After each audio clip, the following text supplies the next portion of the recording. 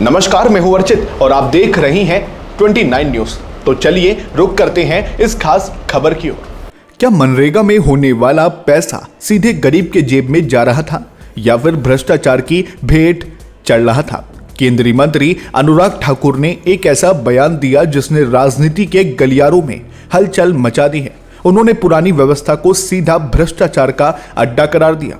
आखिर क्यों अनुराग ठाकुर ने पिछली सरकार की कार्यप्रणाली पर इतने गंभीर सवाल उठाए? चलिए जानते हैं आज की इस खास रिपोर्ट में। दरअसल एक हालिया कार्यक्रम के दौरान अनुराग ठाकुर ने मनरेगा योजना के इतिहास और वर्तमान स्थिति पर चर्चा की। उन्होंने कहा कि एक समय था जब मनरेगा की पुरानी व्यवस्था में पारदर्शिता की भारी कमी थी।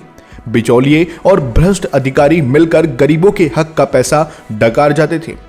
अनुराग ठाकुर के मुताबिक उस वक्त सिस्टम में इतने छेद थे कि काम किसी और के नाम पर होता था और पैसा किसी और की जेब में जाता था।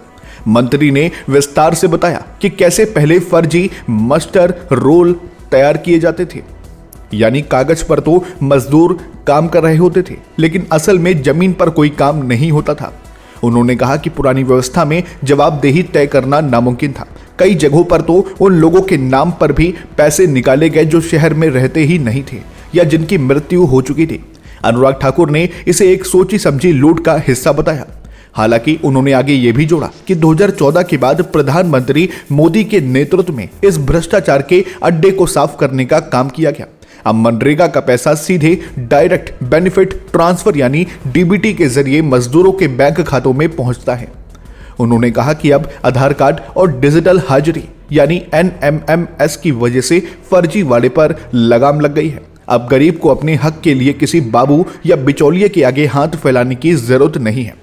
अनुराग ठाकुर के इस कड़े प्रहार ने एक बार फिर पक्ष और विपक्ष के बीच बहस छेड़ दी है। सवाल यह है कि क्या वाकई नई व्यवस्था से भ्रष्टाचार 100% खत्म हो गया है या अभी भी जमीनी स्तर पर चुनौतियां बाकी हैं?